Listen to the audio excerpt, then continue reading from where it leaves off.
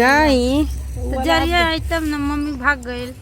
Mummy को जब अच्छा हुआ ना चली गई है हाँ बेचारी। चल में देख 2-3 टाइम से एकदम। अच्छा हाई गाँव हो भजु मन राम सबेरे सबेरे भजु मन राम सबेरे सबेरे भजु मन राम सबेरे सबेरे भजु मन राम सबेरे सबेरे भजु मन राम। ज्ञानी के देखी के मूर्ख सब हरे ज्ञानी के देखी के मूर्ख सब हरेल। हमहु ज्ञानी होई जैती सबेरे भजु मन राम सबेरे सबेरे भजु मन राम सबेरे सबेरे भजु मन राम सबेरे सबेरे भजु मन राम सबेरे सबेरे भजु मन राम।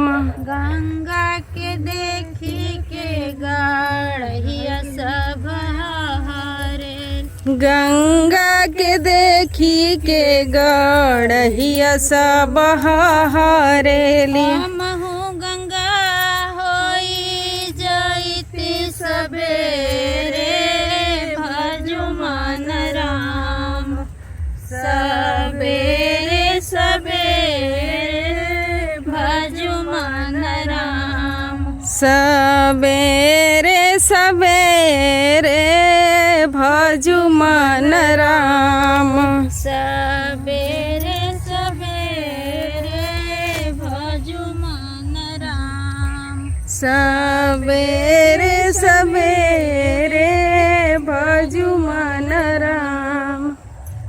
ऋषि लोग के देखी के जानत सब हरे ऋषि लोग के देखी के जानत सब हम ऋषि मुनि होई जैती सबेरे भजु मन राम सबेरे सबेरे भजु मन राम सबेरे सबेरे भजु मन राम सबेरे सबेरे भजु मन राम सबेरे सबेरे भजु मन राम।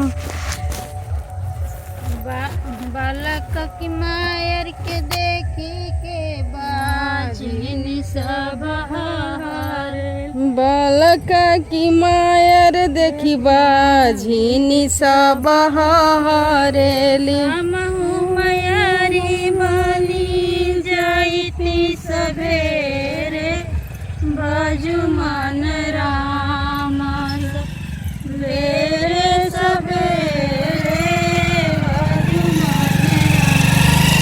सबेरे सबेरे भजु मन राम सबेरे सबेरे भजु मन राम सबेरे सबेरे भजु मन राम।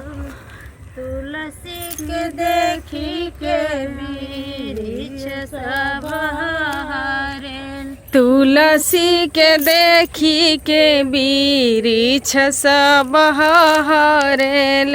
हमहु तुलसी होई जैती सबेरे भजु मन राम सबेरे सबेरे भजु मन राम हमहु तुलसी होई जाई तो सबेरे मन राम सवेरे सवेरे भजु मन राम।